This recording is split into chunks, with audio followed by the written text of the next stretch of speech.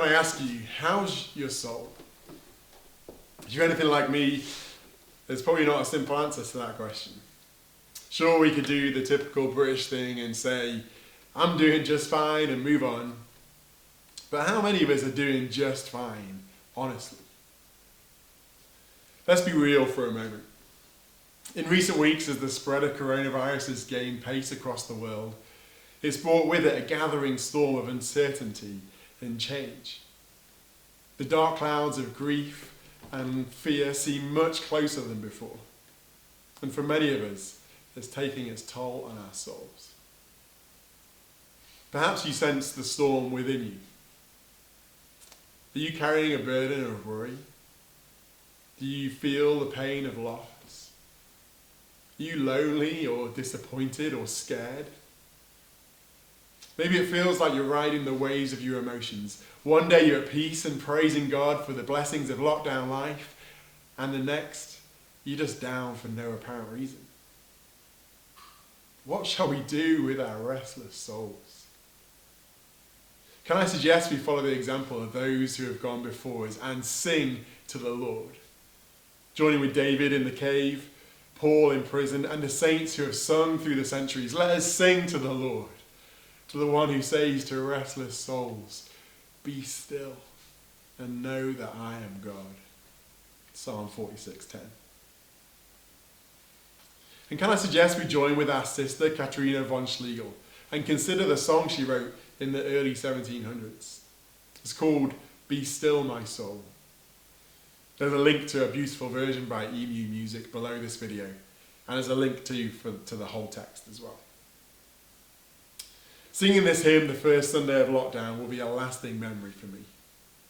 As normality had been stripped away and we felt the first waves of this dreaded virus, it was a sweet moment of encouragement as these words helped to stay my heart and strengthen my trust in Jesus. I love this hymn because it gives us words to express our sorrows, but always keeping our Saviour in sight. As Katrina dwells on the burden of loss and pain, she speaks of the Lord who is on our side, our heavenly friend, who, as the scriptures say, will always care for us and provide. He will always provide for us, who says he will never leave us or forsake us, Deuteronomy 31:6. As she thinks of unsettling change, she speaks of Jesus, who faithful will remain. The one who is the same yesterday, today, and forever, Hebrews 13:8 says. As she considers the grief of losing a dear friend, she thinks of her Saviour, who, even in loss, longs for us to know more of his love and his heart, who draws near to soothe our sorrows and our fears. And in the face of all this, she looks to the day when disappointment, grief, and fear are gone, when we will be with God, when he will wipe every tear from our eyes, in a place where there's no more death, or mourning, or crying, or pain. Revelation 21:4 says. Each verse of this hymn seems more poignant than the last, as you sense Katrina's thoughts getting more personal and more painful. Yet this hymn invites us in, for there's room in her words for each of us to insert our own specifics, bring our own fears and sorrows to the Lord. Most of all, I love this hymn because it leads us to Jesus, the one who alone can anchor our anxious souls.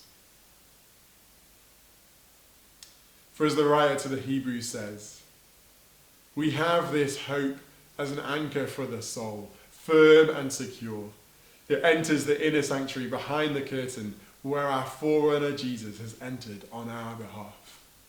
We have this hope as an anchor for the soul. Hebrews 6:19.